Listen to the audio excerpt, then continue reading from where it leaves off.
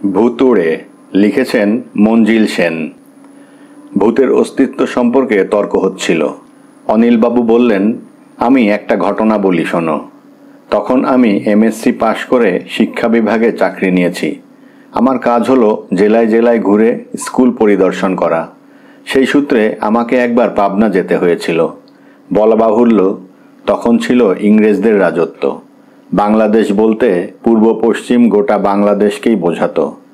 জেলায় জেলায় যখন আমি ঘুরতাম তখন আমাকে রাতটা প্রায়ই ডাক বাংলোয় কাটাতে হতো।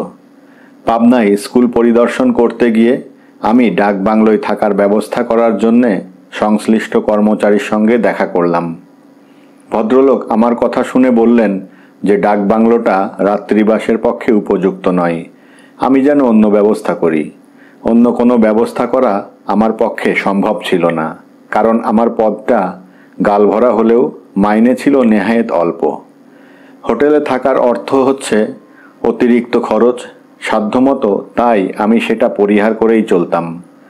তাছাড়া ভদ্রলোকের কথাবার্তার ধরন দেখে আমার কেমন যেন সন্দেহ হলো।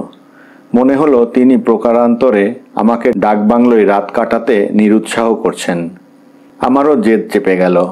ভদ্রলোক যখন দেখলেন আমি ডাকবাংলোতেই থাকবো বলে স্থির করেছি, তখন তিনি অনেকটা অনিচ্ছা সত্ত্বেও সব ব্যবস্থা করে দিলেন। আমি ডাকবাংলোয় পৌঁছে চৌকিদারের দেখা পেলাম। সে আমাকে একখানা ঘর খুলে দিল। ঘরটা অপরিচ্ছন্ন, তাছাড়া ডাকবাংলোটাও খুব পুরনো এবং জীর্ণ। এখানে সেখানে পলেস্তারা খসে পড়ে ইট বেরিয়ে পড়েছে। ছাদের অনেক জায়গায় ভাঙা। ছাদের ফাটলের ভেতর দিয়ে বাদুর পায়রা ঢুকে বেশ জাঁকিয়ে বসেছে। চৌকিদারকে আমি ঘরটা পরিষ্কার করতে বললাম। সে ঝাঁটা নিয়ে কাজে লেগে গেল।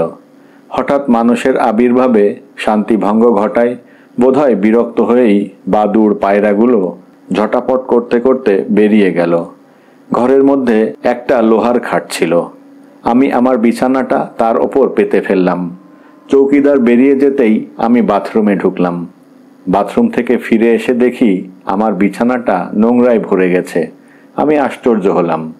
এই অল্প সময়ের মধ্যে কে বিছানাটা নোংরা করলো? তবে কি বাদুরগুলি আমার অনুপস্থিতিতে আমার উপর প্রতিশোধ নেবার জন্যেই বিছানাটা নোংরা করে গেল? যাই হোক, আমার তখন দেরি হয়ে গেছে, ভাববার সময় ছিল না। বিছানাটা সাধ্যমতো পরিষ্কার করে আমি স্কুলের উদ্দেশ্যে বেরিয়ে পড়লাম।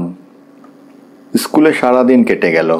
বিকেলবেলা স্কুল ছুটির সময় প্রধান শিক্ষক মশাই আমাকে জিজ্ঞেস করলেন আমি কোথায় উঠেছি।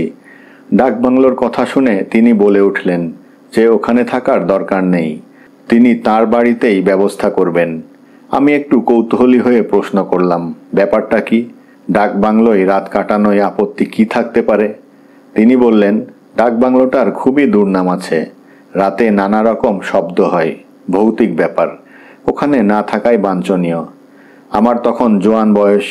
তাছাড়া বিশ্ববিদ্যালয়ের ছাত্র অবস্থায় শ্রেষ্ঠ দেহী প্রতিযোগিতায় আমি প্রথম হয়ে সোনার মেডেল পেয়েছিলাম। মনে সাহসও ছিল প্রচুর। আমি হেসে তাকে বললাম যে ভূতটুতে আমার বিশ্বাস নেই। তাছাড়া ভূত যদি সত্যিই থাকে তবে তার সঙ্গে মোলাকাত করার এমন সুযোগ আমি হারাতে রাজি নই। প্রধান শিক্ষক মশাই আমাকে নিবৃত্ত করার অনেক চেষ্টা করলেন। রাত্রে তার বাড়িতে খাওয়ার কথাও বললেন।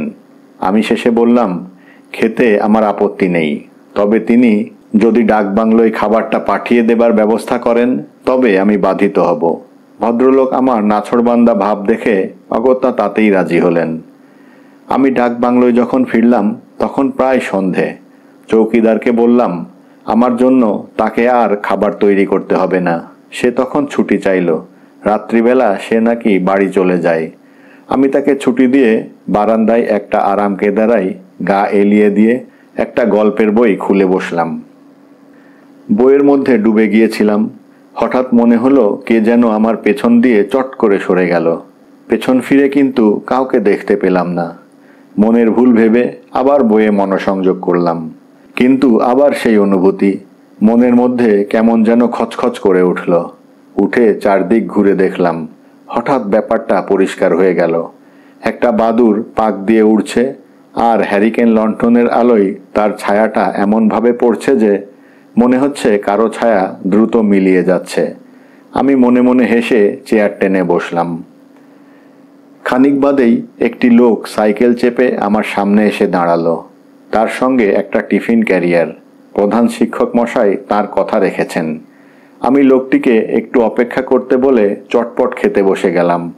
লোকটি একটু আমতা আমতা করে শেষে উপায়ান্তর নেই বুঝে দাঁড়িয়ে রইল এবং খাওয়া শেষ হতেই প্রায় পড়িমড়ি করে টিফিন ক্যারিয়ার নিয়ে দৌড় লাগালো।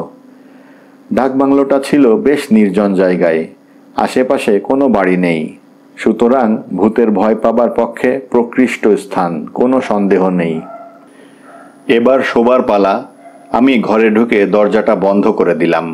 ভূতের আবির্ভাব না ঘটুক, চোর ডাকাতের উপদ্রব হতে তো বাধা নেই। ভাবলাম জানালাগুলি বন্ধ করে দেওয়াই নিরাপদ, কিন্তু জানালা বন্ধ করতে গিয়ে দেখি একটারও ছিটকিনি ঠিক নেই। অগত্যা জানালা খুলে রেখেই শুয়ে পড়তে হলো। মাঝরাতে হঠাৎ ঘুম ভেঙে গেল আর আমি চমকে উঠলাম। পাশের ঘর থেকে একটি কচিমেয়ের কান্না ভেসে আসছে। মনে হলো কেউ যেন সঙ্গে সঙ্গে তার মুখটা চেপে ধরল। স্বীকার করতে লজ্জা নেই, আমার গায়ের সমস্ত লোম তখন খাড়া হয়ে উঠেছে। কিছুক্ষণ চুপচাপ শুয়ে সাহস ফিরিয়ে আনবার চেষ্টা করলাম। তারপর বিছানা ছেড়ে উঠে দাঁড়ালাম। আমার কাছে অস্ত্রের মধ্যে ছিল একটা 5 ব্যাটারির মস্ত বড় টর্চ। তার এক ঘায়ে যে কোনো লোককে কাবু করা যায়। আমি সন্তর্পণে দরজাটা খুলে বেরিয়ে এলাম। তারপর বারান্দা দিয়ে একেবারে পাশের ঘরের সামনে। যা থাকে বরাতে তাই হবে। মনের দ্বিধা কাটিয়ে দরজায় সজোরে মারলাম এক লাথি। দরজাটা ভেজানো ছিল, সশব্দে খুলে গেল। সঙ্গে সঙ্গে টর্চের তীব্র আলোয় ঘরটা ভরে গেল। পরমুহূর্তেই স্তম্ভিত হয়ে আমি লক্ষ্য করলাম একরাশ ধুলো যেন কোনো অদৃশ্য মন্ত্র বলে মাটি থেকে ওপর দিকে উঠে যাচ্ছে। আমি অপলক দৃষ্টিতে সেদিকে তাকিয়ে রইলাম। কয়েকটা মুহূর্ত কোথা দিয়ে কেটে গেল মনে নেই। তারপরই চট করে সমস্ত জিনিসটা আমার কাছে জলের মতো পরিষ্কার হয়ে গেল। বন্ধ দরজাটা খুলে যাওয়ায় বাইরে থেকে দমকা হাওয়া ঘরে ঢুকে স্তূপীকৃত ধুলোকে নাড়া দিয়েছে। ফলে ধুলো উঠতে শুরু করেছে আর টর্চের আলো তার উপর প্রতিফলিত হওয়ায় মনে হচ্ছে একরাশ ধুলো যেন নিচ থেকে উপরে উঠে যাচ্ছে। সকালবেলা এক ফালি সূর্যের আলো জানালা দিয়ে ঘরে ঢুকলে যেমন অসংখ্য ধুলোর কণা ভেসে বেড়াচ্ছে দেখা যায়, ঠিক সেই রকম, তবে পরিমাণে অনেক বেশি। বিজ্ঞানের ভাষায় একে বলা হয় টিন্ডাল এফেক্ট। ঠিক সেই সময় ঘরের মধ্যে আবার কান্নাটা শোনা গেল। শব্দ লক্ষ্য করে আমি টর্চ ফেলে যা দেখলাম তাতে হাসবো কি কাঁদবো ভেবে পেলাম না। ঘরে কড়িকাঠের ওপর কয়েকটা বাচ্চা কবুতর, আর তাদেরই কচি গলার স্বর শিশুর কান্নার আওয়াজের মতো শোনাচ্ছে। বুঝলাম কেন এতদিন লোকে ভয় পেত এবং কেনই বা ডাকবাংলোটার ভুতুড়ে বলে দুর্নাম ছিল। এবার আমি ঘরে ফিরে এসে নিশ্চিন্ত মনে নিদ্রার আয়োজন করলাম। ঘুম যখন ভাঙল তখন প্রায় বেলা 8টা। দরজা খুলে বেরুবার সঙ্গে সঙ্গেই দেখি প্রধান শিক্ষক মশাই এবং আরও কয়েকজন ভদ্রলোক এসে হাজির হয়েছেন।